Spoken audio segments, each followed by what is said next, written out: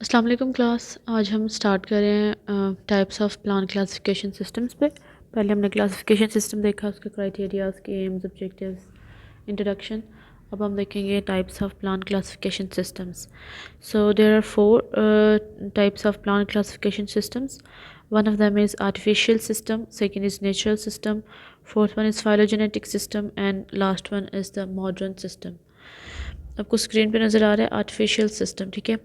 तो इन सब सिस्टम्स की जो है डिफरेंट क्राइटेरिया हैं, ठीक है, या फिर डिफरेंट इनकी स्कीम्स हैं, और हर सिस्टम की अपनी डिफरेंट स्कीम है, और हर सिस्टम की आगे से एग्जांपल्स हैं जो कि क्लासिफिकेशन सिस्टम्स को हमने उनके जो साइंटिस्ट हैं, ये बोटानिस्ट हैं, उनके नेम के ऊपर हमने असाइन किया हुआ है। ओके, और ये आर्टिफिशियल सिस्टम है, ठीक है। आर्टिफिशियल सिस्टम जो है ये सबसे पहला सिस्टम था जो इंट्रोड्यूस कराया गया प्लांट क्लासिफिकेशन का। और जो वेरी फर्स्ट सिस्टम है, इसके अंदर सिर्फ एक करैक्टर को, ओनली वन करैक्टर, सिर्फ एक करैक्टर को बेस बनाया गया प्लांट्स को क्लासिफाई करने के लिए। और इस जो क्लासिफिकेशन सिस्टम की एग्जांपल है, इसकी एग्जांपल है कार्लस लीनियस क्लासिफिकेशन सिस्टम, ठीक है। Second is natural system. Natural system जो है वो मोर एडवांस सिस्टम है। कार्लस लीनियस ने जब अपना क्लासिफिकेशन सिस्टम दिया था तो उसे ये बात पता थी कि जो मेरे क्लासिफिकेशन सिस्टम में बहुत सारे फ्लॉज हैं, इसको एक बेटर क्लासिफिकेशन सिस्टम चाहिए, ठीक है। तो उसने इसको मतलब अपने सिस्टम के अंदर ही उसने स्पेस रखी थी कि न्यू सिस्टम को इसमें मतलब इंट्रोड्यूस कराया जा सके। तो आर्टिफिशियल सिस्टम के बाद आया था नेचुरल सिस्टम, ठीक है। तो इस नेचुरल सिस्टम ऑफ क्लासिफिकेशन के अंदर जो डिफरेंट चीज़ें हैं, मतलब इसके अंदर पहले सिर्फ एक सिस्टम था ना, सिर्फ एक पॉइंट था। आर्टिफिशियल सिस्टम के अंदर हमने कहा कि सिर्फ एक करैक्टर को हम लेते हैं, तो नेचुरल सिस्टम के अंदर हम एक से ज़्यादा करैक्टर्स को ले रहे थे, ठीक है। एक से ज़्यादा करैक्टर्स को हम फॉलो करके तो फिर हम चीज़ों को क्या कर रहे थे, क्लासीफाई कर रहे थे। इसकी एग्जांपल में आ जाता है बेंथम एंड हुकर, हुकर और बेंथम का क्लासिफिकेशन सिस्टम। उसके बाद आता है फाइलोजेनेटिक सिस्टम। फाइलोजेनेटिक से ही आपको पता है, वर्ड से पता चल रहा है कि जिसमें एवोल्यूशनरी बेसिस होती हैं।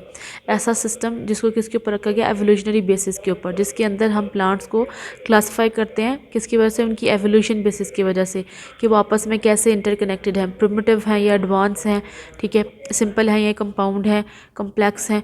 इस बेस के ऊपर जब हम प्लांट्स को क्लासीफाई करते हैं तो वो कौन सा सिस्टम होता है, फाइलोजेनेटिक सिस्टम, जिसमें हम फाइलोजेनी को फॉलो करते हैं। प्लांट्स को क्लासिफाई करने के लिए हम किसको फॉलो करते हैं, फाइलोजेनी को। उसको हम क्या कहते हैं, फाइलोजेनेटिक सिस्टम। क्लियर। और इसकी जो एग्जांपल है वो है एंगुलर एंड पेरेंटल। इस सिस्टम की जो एग्जांपल है वो क्या है, एंगुलर और पेरेंटल का क्लासिफिकेशन सिस्टम। बेटा आपके कोर्स आउटलाइन में ये सारे सिस्टम्स हैं, हम सारे सिस्टम्स को जो है वो पढ़ेंगे थॉरोली, जो है ना, सारे सिस्टम्स को हम एक एक करके पढ़ेंगे। पहले हम सिर्फ इसका इंट्रोडक्शन देख रहे हैं। फाइलोजेनेटिक में एंगुलर और पेरेंटल का एग्जांपल आ गया। उसके बाद मॉडर्न सिस्टम आ जाता है। मॉडर्न सिस्टम के अंदर फिर हम हर चीज़ को, साइटोलॉजी को, मोलेकुलर को, जेनेटिक्स को, मॉलिक्यूलर लेवल के ऊपर स्टडी करते हैं प्लांट्स को क्लासीफाई करने के लिए, क्योंकि ये मॉडर्न सिस्टम है। तो इसके अंदर हम हर वो चीज़ जो हमारे लिए सूटेबल है, जो हमने वेरी फर्स्ट पढ़ी थी सिस्टमैटिक्स के अंदर, ये सारी चीज़ें molecular, genetics, evolution, ecology, cytology, histology सारी इन्वॉल्व होती हैं।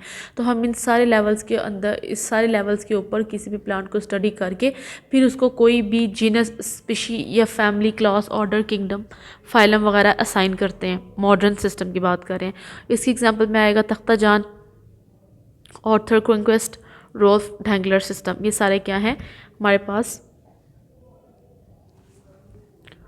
Types of plant classification systems है। इसके अलावा भी मैंने जो आपको नोट्स सेंड किए हैं उसके अंदर सिस्टम्स मौजूद हैं, ठीक है। इनके अलावा भी और साइंटिस्ट के, तो उनको भी आपने एक दफ़ा गो थ्रू कर लेना है। वो आप लोगों के शॉर्ट क्वेश्चन या एमसीक्यूज़ के लिए आप लोगों को बेनिफिशियल हो सकते हैं, ठीक है।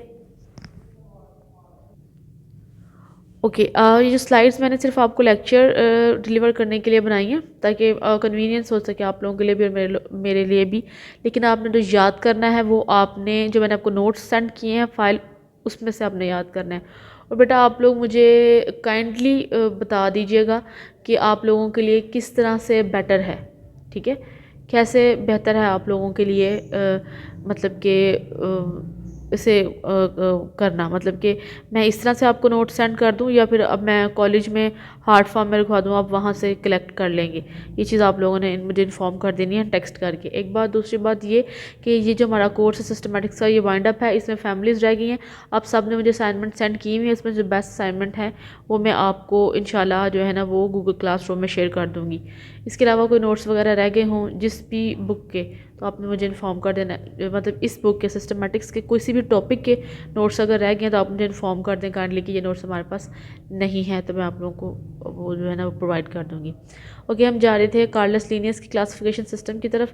सो Carolus Linnaeus is known as the father of taxonomy. ठीक है, इसने फादर ऑफ टेक्सोनॉमी था। इसने, हमने कहा कि इसने सबसे पहले जो सिस्टम दिया वो आर्टिफिशियल सिस्टम था। ठीक है, उसके अंदर जो स्कीम थी उसकी वो क्या थी कि उसने एक करैक्टर चूज़ किया था।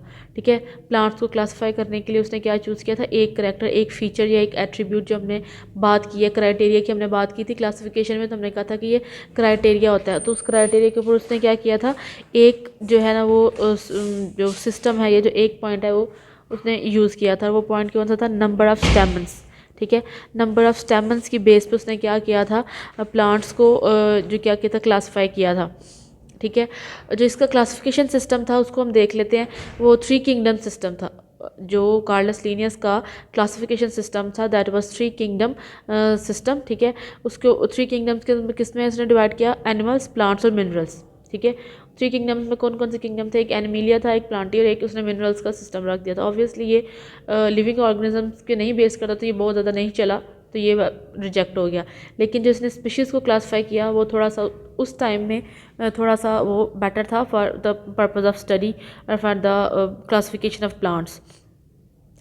उसके बाद 3 किंगडम्स के बाद उसने क्लासेस बनाई। ठीक है, 3 किंगडम्स को आगे से क्लासेस में डिवाइड किया, क्लासेस को ऑर्डर्स में और ऑर्डर्स को फिर जीनस में कर दिया। इसमें फैमिली का कोई कंसेप्ट नहीं था। ठीक है, इसमें क्लास, ऑर्डर और जीनस का कंसेप्ट था। नंबर ऑफ स्टेमन, मतलब जिसने स्कीम यूज़ की थी, उसने एक करैक्टर यूज़ किया था, वो करैक्टर कौन सा था, number of stamen. Clear? Okay जी, ये फॉलोइंग क्लासेस हैं जिसके ऊपर उसने क्या किया था, स्टेमन की बेस के ऊपर जो क्लास है, क्लास 1 मोनेंड्रिया, मतलब flower with 1 स्टेमन। Class 2 ड्रायंड्रिया, 2 stamens. Class 3 ट्रायएंड्रिया, 3 stamens. Class 4 टेट्रांड्रिया, 4 stamens, pentatandria, 5 stamens. Class 6 is hexandria, flowers with 6 stamens. Hexandria monogynia, hexandria polygynia। इसको उसने मज़ीद क्या किया है, डिवाइड किया है। हेक्सैंड्रिया मोनोगाइनिया मतलब इसके अंदर सिर्फ एक जो है ना वो है, मतलब एक प्रेजेंट है, एक ही। पोली मोनो का मतलब है कि वो फ्यूज्ड नहीं है, फ्यूज्ड नहीं है, वो अलग-अलग है। और पोलीगैनी का मतलब क्या है, फ्यूज्ड है गनोशियम के साथ। ठीक है, उसके बाद है हेप्टेंड्रिया, मतलब इसमें 7 स्टेमन्स होंगे, वो हेप्टेंड्रिया होगा। मतलब ये सारे उसने स्टेमन की बेस पे क्लासीफाई कर दिया। वो सारे प्लांट जिनके अंदर एक एक स्टेमन प्रेजेंट था उसको उसने मोनेंड्रिया की क्लास में रख दिया। वो सारे प्लांट्स जिनके फ्लावर्स में 2-2 स्टेमन थे उनको उसने डायंड्रिया में रख दिया। इस तरह से उसने क्या कर दिया, सबको क्लासीफाई कर दिया। उसके बाद नेक्स्ट है ऑक्टेंड्रिया, इनेंड्रिया, डाइकेंड्रिया, डियोकेंड्रिया, आइसोकेंड्रिया। वो वाले आइसोकेंड्रिया जो क्लास 12 थी इसको हम आइसोकेंड्रिया बोलते हैं, सॉरी आइकोसेंड्रिया बोलते हैं। आइकोसेंड्रिया में वो सारे प्लांट्स थे जो क्या थे, जिनके अंदर मोर देन 20 स्टेमन्स प्रेजेंट थे। फिर Polyandria, flowers with many stamens inserted on the receptacles. Receptacles होते हैं जो इसका जो बेसल पार्ट होता है ना, उसको हम रिसेप्टिकल्स बोलते हैं। फ्लावर का जो बेसल पार्ट होता है, टॉरस या थैलेमस जो वाला पार्ट होता है। डाडेनेमिया, फ्लावर 4 स्टेमन्स, 2 लॉन्ग 2 शॉर्ट। जो क्लास 14 थी उसमें वो वाले फ्लावर्स थे, वो वाले प्लांट्स थे जिनके फ्लावर्स के अंदर क्या होते हैं, स्टेमन 4 होते हैं लेकिन इक्वल साइज़ के नहीं होते, 2 शॉर्ट होते हैं, 2 लॉन्ग होते हैं। टेट्राडाइनेमिया, टेट्राडाइनेमिया में क्या थे, 6 स्टेमन्स थे, 4 लॉन्ग थे, 2 शॉर्ट थे। क्लास जो 16 है जो है Monadelphia, flowers with the anther separate but the filament united. ठीक है, मतलब कि स्टेमन की करैक्टर, एक करैक्टर उसने चूज़ किया है, उसी की बेस पे उसने क्या किया है, क्लासीफाई किया है।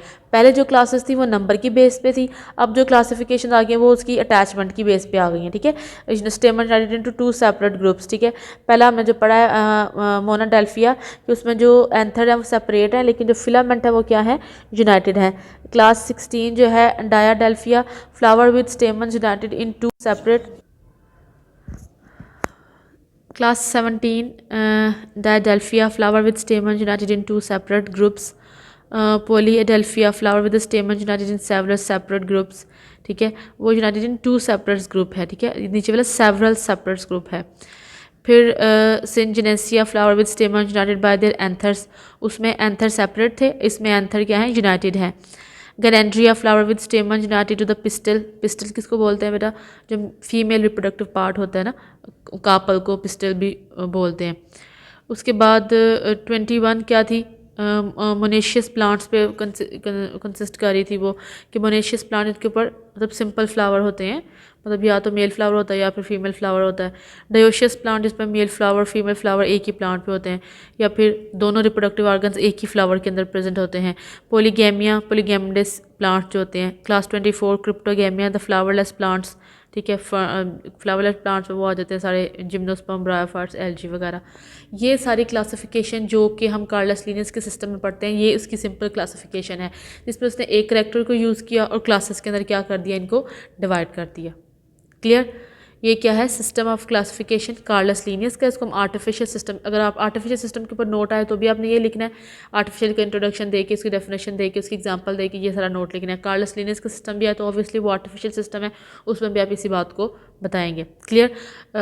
बाकी ये जो नेक्स्ट हमारे 3 सिस्टम रह गए हैं उसको हम डिस्कस कर लेंगे. 1-2 दिन में हमारा ये कोर्स कंप्लीट हो जाएगा, फिर हम ब्रायोफाइट्स पे आ जाएंगे इंशाल्लाह. एक एक सिस्टम पढ़ लेंगे तो हमारे लिए जो ना वो सही रह जाएगा. और उसके बाद जो है आप लोगों ने करना ऐसा है कि कल जो है ना वो हम डिस्कशन रख लेंगे, फिर उसके अंदर आपकी जितनी भी प्रॉब्लम्स हैं प्रीवियस सारी वो आपने कलेक्ट करके तो मुझे बता देनी है. ठीक है, मैं आपको टाइमिंग बता दूँगी. ओके जी, थैंक यू.